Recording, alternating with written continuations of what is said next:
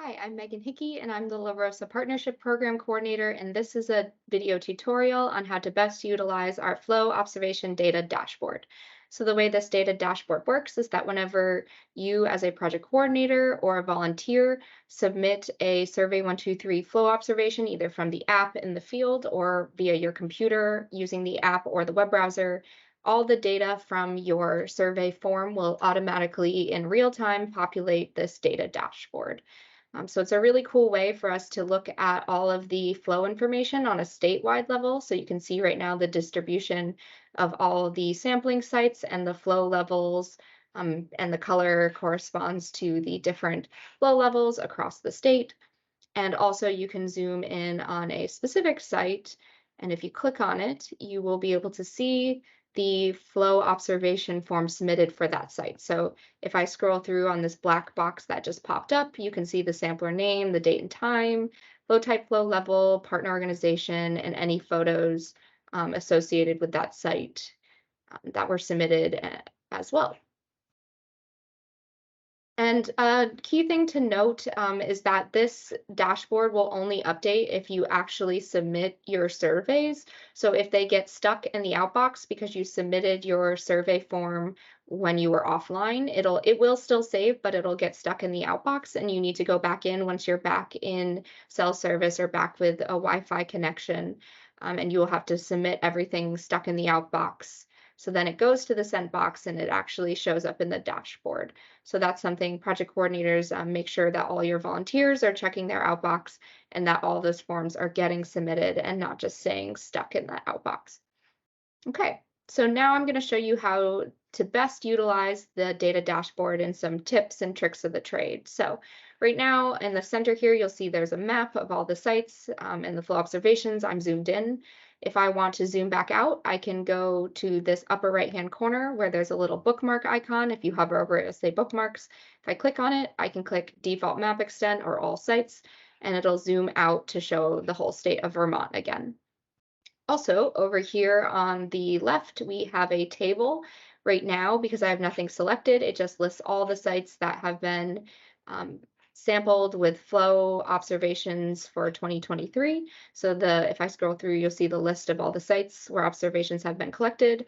Over on the right is the observation count, or the number of forms submitted at that site so far this season. At the top, we have the total number of sites observed, and then the total number of flow observation submissions. And this number will keep increasing throughout the season. So as you see, if we go back to 2022, there was 1.8 thousand total observations throughout the whole season. And the list of sites specific to 2022 are listed here in the table.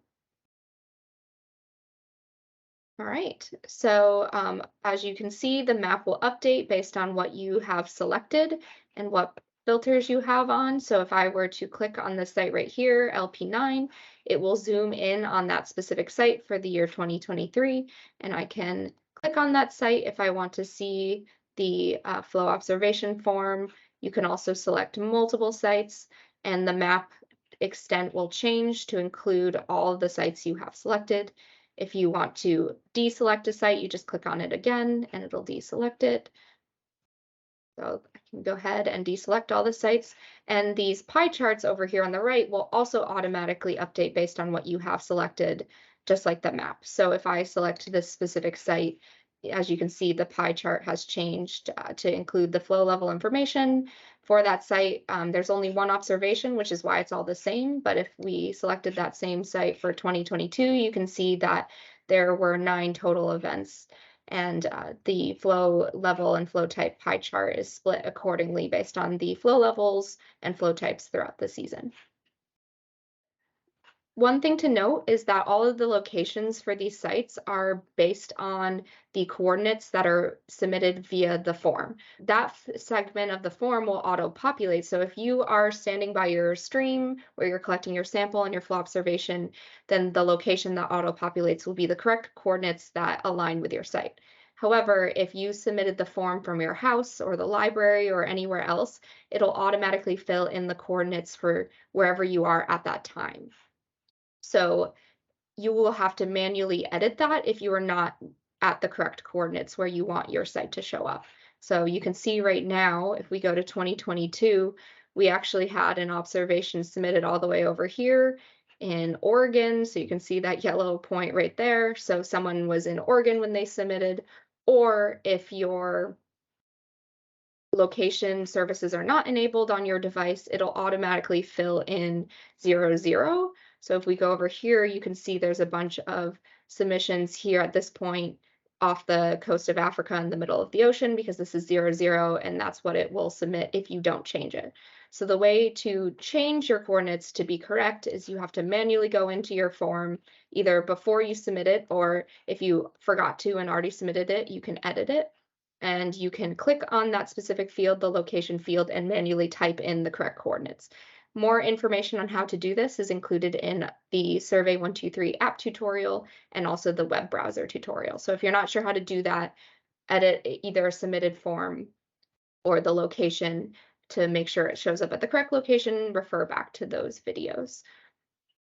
And this is the responsibility of the project coordinator to make sure that all of your sites are and all your volunteers submitted your observations at the correct site with the correct coordinates. Okay, so you can see the pie charts as well are updated, and if you have nothing selected, it'll show the distribution of sites throughout the season, split by flow level and flow type. You can click on a specific flow level. So right now I'm clicking the moderate, and it'll update the map to only show the moderate sites. It'll also update the table here on the left to show all the sites where moderate flow level observations were found. It'll update the total number of sites observed and the total number of flow observations, as well as the flow type pie chart. So of those 58 moderate flow level sites, 15 were freshet, one was hydro type, and the last 42 were base. You can also click on the flow type pie graph and it'll do the same thing, and it'll highlight those specific sites on the map and on the table as well. And if you want to deselect and return to the original pie chart, just click on that segment again, and it'll return to the original. And make sure that if you have something selected in both pie charts that you click on everything. Also, you'll notice you can filter as well, with some other information up here on the top blue bar. So first you can change the sample year, as I've already done. So this is 2022, this is 2023. Make sure the correct year is selected. It will default to 2023. You can also change the partner organization. So if you click on partner organization, right now none are selected, but you can scroll down and pick a specific organization. So I'm going to choose Addison County River Watch, and the map will automatically zoom in on the Addison County River Watch sites, and it'll show the table will update as well to show the list of Addison County sites, Riverwatch sites, and the information will be updated specific to that partner organization. You can also select based on either the sampling event or based on date. So right here under the predefined tab, we have a list of all the sampling events and the corresponding dates for each year. So we have 2023, event 1, 2, 3, 4, 5, 6, 7, 8. And then if you keep scrolling, it'll have years 2022, event 1 through 8. Keep in mind that if you select a 2022 event, but your year over here does not match, so a 2022 event and a 2023 year, no data will show up because, of course, no samples were collected in 2023 for 2022. So make sure that those match. So if I click on 2022 to line up with 2022 event 1, data appears again. So I'm going to go back and select event 1. And just so you know, all of these events filter by these dates right here on the right. So it says 4/17 through 5/4. So all of these sites showing up on the map and on the table and in the pie chart were flow observations submitted during this date range. Keep in mind that your sample event numbers might not line up with these date ranges perfectly. So for example, South Chittenden River Watch started sampling right on May 17th, and 2 weeks later, they will sample again on May 2nd. So their second sampling event will still be included in this event one range. So just be aware of that might be why some of your data isn't showing up properly if the dates don't match perfectly with your sample event numbers.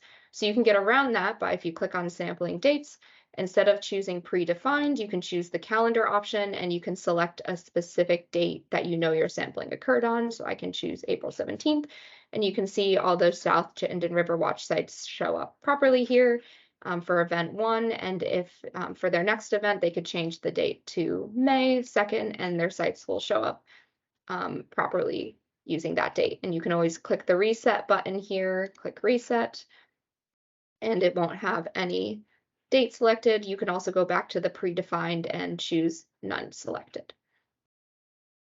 Okay, so lastly, I'm just going to give some pointers for project coordinators when you are reviewing all of your flow data submissions, since that is your responsibility to make sure that any volunteers who are either submitting on their own via the app or the form, or if you're submitting on their behalf, you just have to make sure all of their information is correct and all of the observations have been submitted and nothing stuck in the outbox.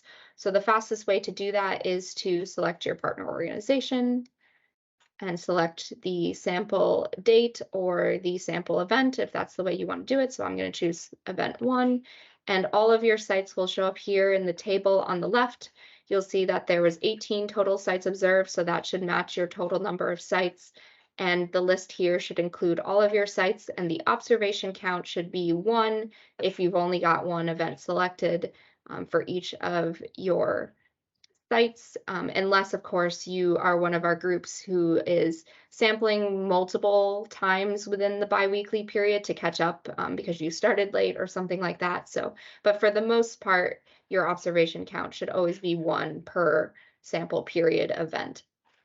And then you can see all the flow information in the pie chart and on that map as well. And you can also click into a site to view a specific form submission. So you'll see that pop-up comes up again. And also, I'm going to show you how to look at all the forms submitted for a specific sample site throughout the season. So I'm going to go back to 2022 when we had a complete data set. I'm going to select a specific site. And when I click on that site, you'll see that a little pop-up will come up.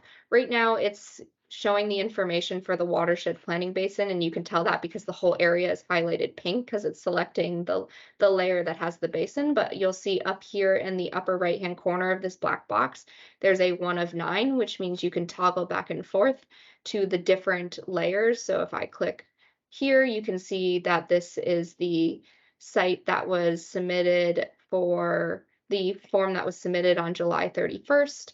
And you can see the photos here. And if I click to the right again, this is the one submitted on July 16th.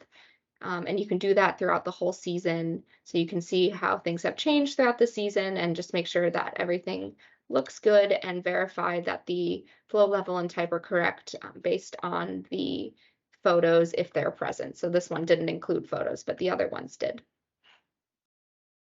Okay.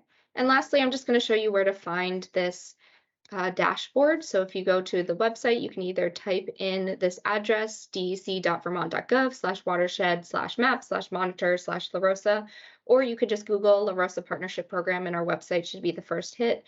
And if you go to the main page, you'll see the program announcement section, and on the 4th bullet down, you'll see the LPP flow data dashboard. This might look slightly different as I update the website, but it'll always be under the flow data dashboard link. You can go ahead and click on that to access the flow data dashboard.